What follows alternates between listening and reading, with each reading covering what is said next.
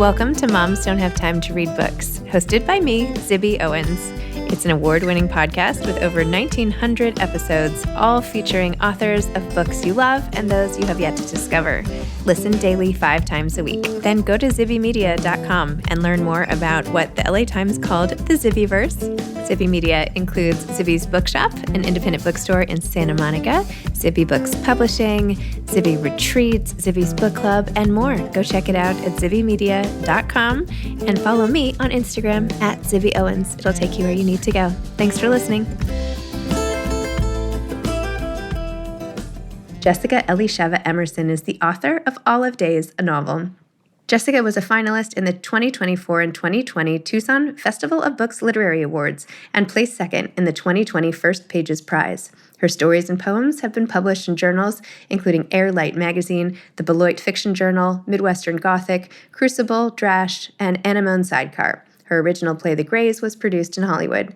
She earned her MFA in creative writing from Antioch University, Los Angeles, and her BA in journalism from USC. Jessica lives with her husband and children in the Sonoran Desert. Ask her about pie, Rancho Gordo beans, 1970s singer-songwriters, her challah braiding technique, or the recipe for a perfect old-fashioned. Welcome, Jessica. Thank you so much for coming on Moms Don't Have Time to Read Books to discuss Olive Days. Congratulations. Thank you. Congratulations to you. You debuted a novel this year.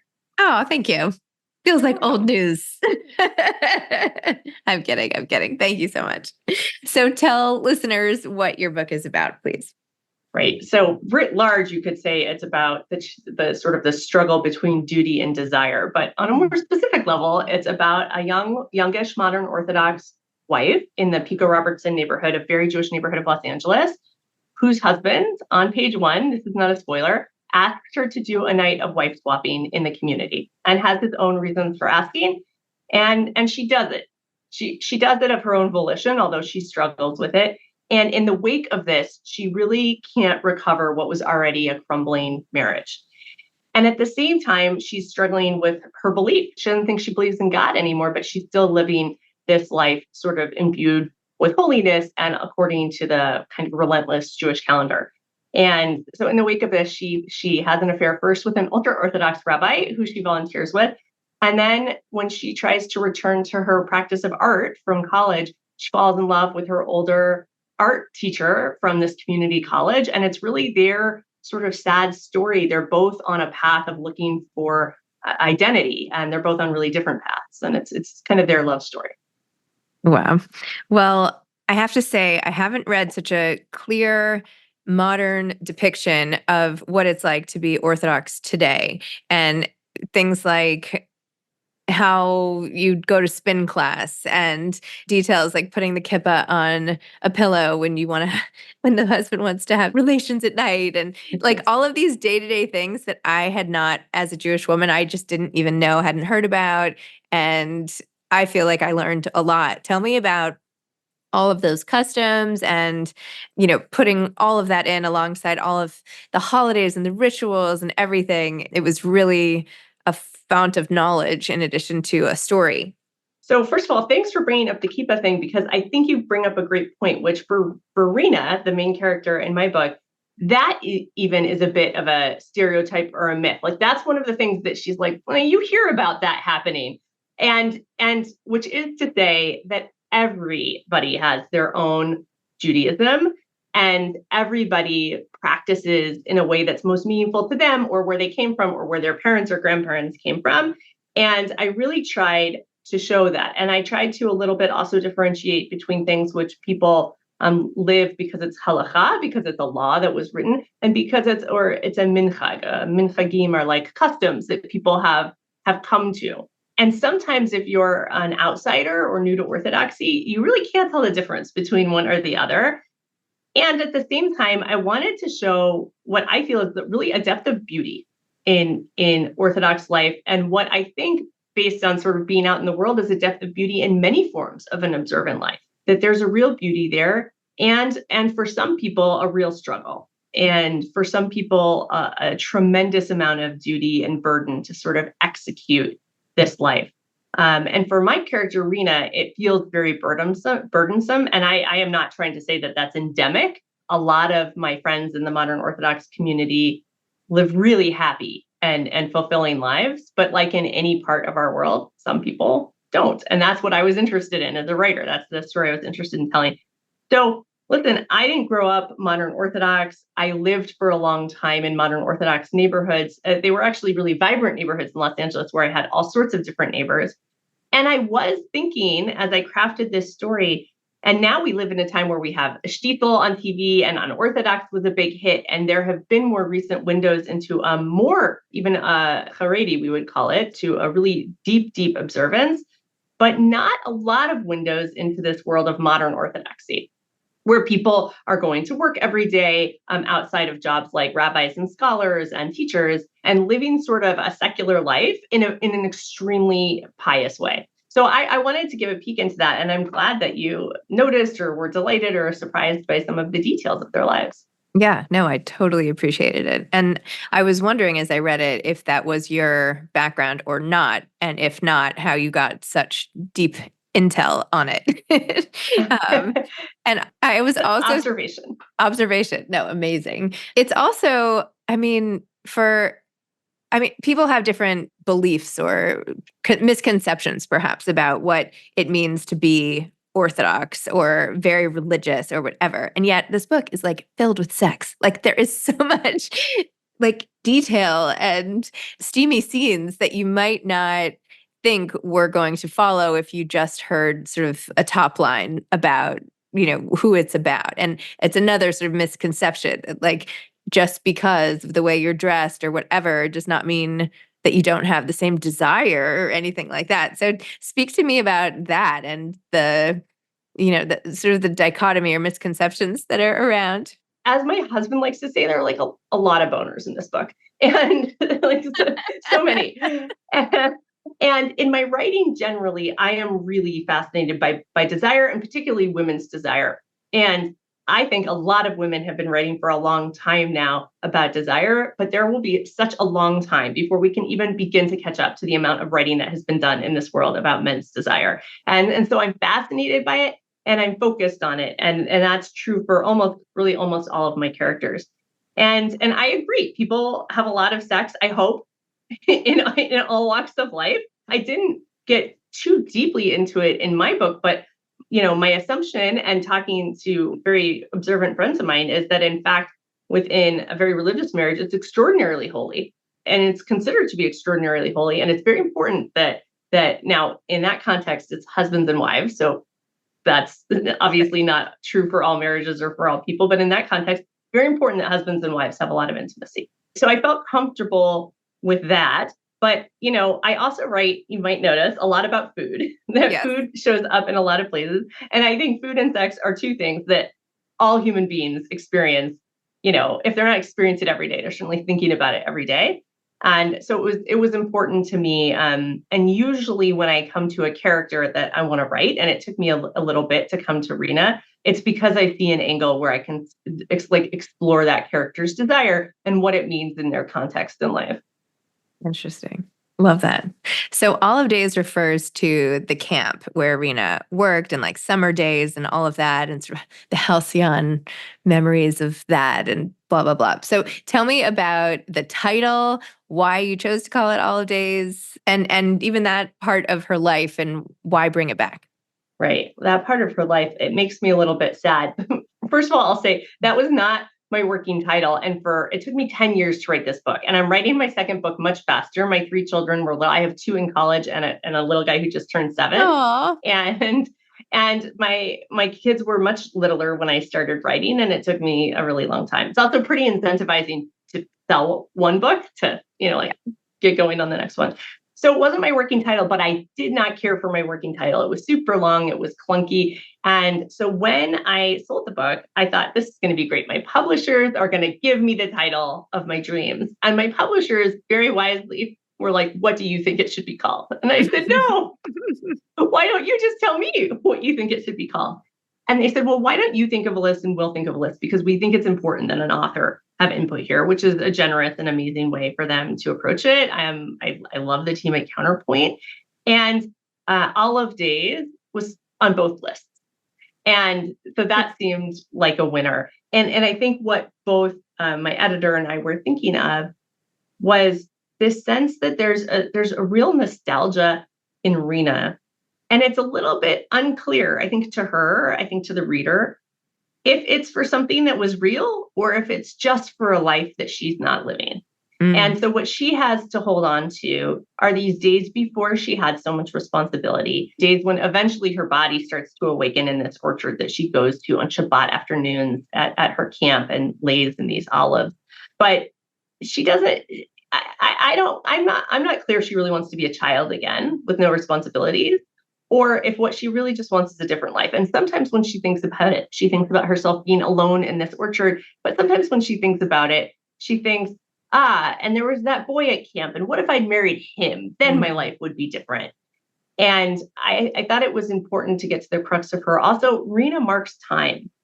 And I don't think that's unique to somebody who's living a particularly Jewish life, because we have so many things to think about. Shabbat, thank goodness, comes every week. And then we have this very full calendar of other holidays and festivals.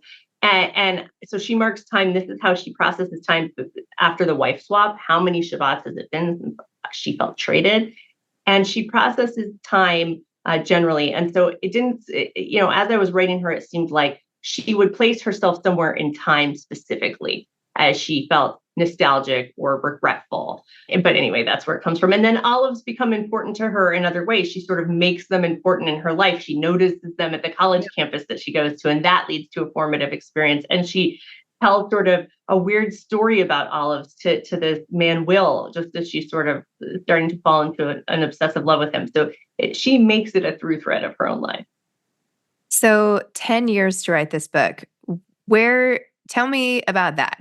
Where did the idea originally come from? And just in the context of your life in general, what kept bringing you back to it? What piece of it was like, I have to get this out? Yeah. So I was living in Pico Robertson, in the Pico Robertson neighborhood with my very young children and my ex-husband. And not long after we moved in, like within, I want to say days, maybe it was weeks, a friend of ours, an unmarried friend, so this wasn't his story, told me a story of a sort of like a tea party that had happened that he heard about. And I'm a writer, so I was like, go on.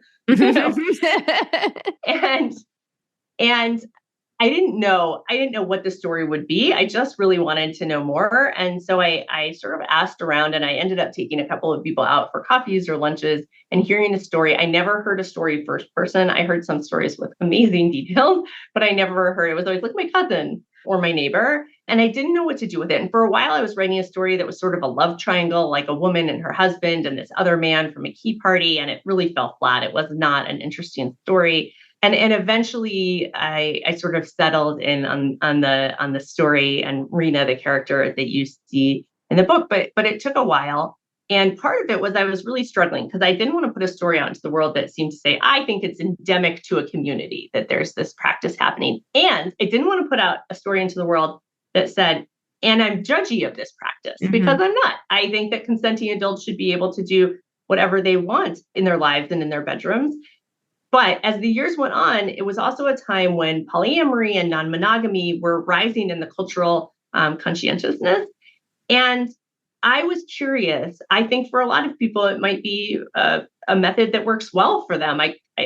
But I was curious about for a character for whom it did not work well. And who could not sort of recover or who felt something was lost. I don't know that Rena recognizes this, but as the author, and I think audiences will recognize that her marriage was in trouble before this night. This night was meant to be a Band-Aid, and it's not actually the night of wife swapping that sort of torpedoes the marriage. But that's what I was thinking of. And then to get the angle in, there's also a joke in my family that I love to write about adultery. I have several stories that are about adultery, but I actually think for adult women, sometimes that is sort of a moment in their lives when desire is reawakened or they're allowed to re-examine their desire. And in the case of Rena, I really felt like adultery had been done to her in a certain way. One of her big struggles is that her husband's like, it's not adultery. We all agreed and came here together. And she really feels like it is. And so that was some of my process in getting to the story. And then it just took me a really long time to write, and I wrote a lot of it. So I'm remarried, and I have been for a long time. And my second husband, in Zibby, I don't know if you're familiar with this at all, is quite a bit younger than I am. and not quite a bit. Other people like to say quite a bit. He's like 6 or 7 years younger than I am. And he's been in my kids' life for a long time, since they were quite young. They had this stepfather, but we had these weekends when they were with my ex-husband. And oftentimes on those weekends, we would drive up the coast, take out a tiny motel room in this little coastal town that we love. And I would write for 3 days straight, or then edit for 3 days straight. And that's when a lot of the book happened, when my kids were little, in really intensive 3-day bursts. I would work on it here and there in between, but I was working full time. I love to cook, so I'm also making dinner every night. And so a lot of it was done. I would just like wake up, take a walk on the beach, write all day, eat some peanut butter on a spoon and write all night. And that's how a lot of it gets done. You're, I think, one of the only people I've met who has the same thing exactly as me. With having remarried a man 6 years younger who was part of my kids' lives from a very young age. And on those weekends, I get so much stuff done. It's like amazing. It was amazing. So I have now, my husband and I also have a 7-year-old together. And so I really actually have had to find a different rhythm. And there's also been a lot of beauty in that. But I do have some wistfulness over those sort of very intensive bursts of work. Wow. Well, now sort of some of the musings about divorce and all that in the book make even more sense. Everything is clarified. I will say, and if you read the acknowledgments, which I know you don't have to, but I name check my ex-husband, who's been a co-parent with us for all of these years and who has never been anything but supportive of my writing. And I think that that's also really marvelous. When we talk to each other, it used to be every day because we had to, and now my 2 big kids are in college and it's less often. And every time we check in, he first asks how the progress is going with the book. And I think that that's really lovely. And of course, if you've been through a divorce, you're able to access thoughts and feelings about divorce. Right. Did he get remarried? Not that it's any of my business. He's not remarried right now, but he is in a long-term relationship. Gotcha. Awesome. How do you feel with the book coming out sort of in the context of the larger world and all of the, blacklisting of Jewish authors and some of the book tours being canceled? Have you experienced sort of anti-Semitism related to this book yet? I know. Yeah. Tell me about that. So it weighs really heavily on me, and I don't also want to claim an experience that's not mine. And look, it's all speculation, but I do feel like there was some interest and some excitement around optioning the rights that sort of disappeared after October 7th. There was also a strike, so I don't want to attribute it, to only one thing. And I feel, you can't really make a living. Very few people can make a living writing fiction. Some really big bestsellers can, and that's amazing. And that is a chance really for somebody to make money, to make a little bit of money. And that's not the only reason you would want to see your work optioned, but it makes me sad. And there's nothing to say that I was on the verge of selling it. But I feel that, listen, the Gabrielle Zevins thing has really hit me hard in the last couple of weeks since it happened, which is she was sort of, her book, Tomorrow and Tomorrow and Tomorrow, was taken out of rotation pretty publicly at a bookstore. And so it worries me. And I'm not a stranger to it. I'm a Jewish communal professional in my day-to-day life. And so professionally, I also think about anti-Semitism a lot. It's one of my roles. I used to be the executive director of a Hillel on a campus. And when you're on a campus, you can't not think about anti-Semitism. And in my current job, I think about anti-Semitism. So it's on my mind. It's also on my mind that not all Jews will love my book. But that I've been sort of comfortable with for a long time. My main assumption is that people have better things to think about than what one lady wrote in a book, and people are entitled to their own lived experience. And I don't speak for anybody, so I assume there will be people mad at me in many different ways when the book comes out, and I assume that broadly nobody even cares that I wrote a book, right? Like I'm not the center of anybody's universe except my own. But I worry about it. I worry for all Jewish writers, and I'm in a lot of Jewish writing groups online. And I think that broadly in America, Jews have had a lot of privilege. Jews have been able to publish widely. It's been sort of a golden age for Jews in America writ large. And things really feel like they've changed. So I guess right now I'm more in a moment of anticipation and nervousness. But I do, before I fall asleep at night, I'm like, am I going to be on lists? Or are people not going to buy my book?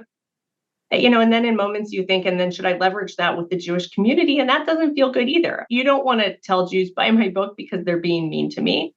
You want people to buy your book because they're readers and they're interested in stories and they're building empathy. So I think about it a lot, and I guess we'll see what happens. I will say that the book is coming out. I'm sure everybody's book comes out in its own imperiled time, but like people have other stuff on their mind in this country. There's like a sort of contentious election happening. There's still a war happening in Israel, Gaza, and it's actually the last, and with the North now with Hezbollah.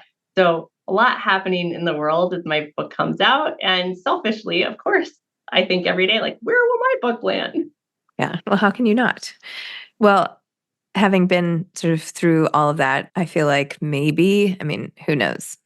Maybe it's better now because there's so much awareness of this. Like, it's not a shock. So unlike people where it was just starting to happen to Jewish authors, I feel like now at least it's been covered by all the major outlets that it's a thing, at least. Anyway, but letting that go. And a lot of Jewish, particularly women, worked really hard to make sure that attention was being called to it. And I'm very grateful to them, because you have to bring it out of the shadows. So tell me about this second book that you're whipping out. I was whipping it out until you have to start writing. I'm sure. I mean, until you have to start writing essays about the book. Like, you wrote a book, and then they're like, "You want to write some more stuff?" But I'm working on it. It's also set in Los Angeles, and I know your debut novel was set, I think, at least in part in Los Angeles. Yeah. It's also set in Los Angeles, which is not where I live now. Towards the end of like COVID quarantine, I moved home to Tucson, Arizona, it's my hometown, and it's about an aging Jewish folk singer, but like megastar folk singer, somebody who's everybody knows their name, who has decided, he's 70, he's not so old, and decided to self-immolate for climate change. This is like a plan that he makes, and nobody in his life knows about it, one employee. And he makes the plan and he starts to put it into place. And he's not delusional, right? He doesn't think he's going to change the world. He can't stop thinking about it. And he thinks maybe some kid will see this on TV and grow up to be the scientist that makes a difference. And so he's put these plans into place. And then he meets a neighbor just sort of out walking in his Hancock Park neighborhood. He meets this 51-year-old woman who herself is a climate change activist. She works on water programs worldwide. And they fall in love really quickly. Obsessive love. It won't surprise you that it's also a story about obsessive love. And they get married. They both have grown children. They fall in love quickly. They get married. They have an extremely like burning blue relationship. And it's about what happens between these two people. He doesn't tell her his plan right away. She sort of uncovers it. And then the dynamics between these two people and his worldview and his plan for his life and how it was upended by love. Sounds great. Is the title coming more easily to you this time? I'm calling it Blaze. Blaze. Ooh, I like it. That's cool. Thanks. Yeah. Thank you. We'll see. We'll see if that sticks. Amazing. So what advice do you have for aspiring authors? I don't think I have anything that's so creative. I think most people would say, if you want to be a writer, you have to write. I think there's a certain amount of persistence in it too. You have to be a person who's willing to sit down and, make lists of agents and send out queries in small batches and revise your work, right? You have to be willing to revise your work. I think work becomes great in the editing, but that's something you have to be comfortable with. And then you have to be comfortable with sometimes a short and sometimes a long process as your agent that you worked so hard to get takes your story out to sell it. And then you have to be willing to work on all aspects of the book. So I think there is a certain amount of perseverance on the path to getting published, but to begin with, you just have to write. My main perspective is that write in a way that works for you. I wrote in 3-day bursts because I had little children. Some people write early in the morning, some people write late at night. I think all of that is fine. And I think that you can get sort of stuck actually reading about other writers' methodologies or the way that other famous artists create. And I think each person should create according to, their capacity and their time. And I think that writers should be reading a lot. I don't actually read during all parts of my process. There are times when I'm writing a first draft, I usually read very, very lightly. Otherwise, I'm just like, I just read Northwoods recently and it blew my mind. It was so, so good. But I chose to read it while I'm writing a first draft. And I was like, oh, now I'm just going to want to sound like this brilliant, brilliant book. And I have to be careful with that. But outside of a first draft process, I would say writers should be reading really widely, and also maybe not sneezing at things that aren't up their alley. I read a lot of literary fiction, a lot, but when things are in the zeitgeist, I try to read them. I don't really gravitate towards romance, although there are many boners in my book. But I pick up a book every once in a while because a lot of people are reading romance. And I would like to know what that experience is and what it means. And so I would say read widely and read outside of your genre. Amazing. Anything you just finished that you loved?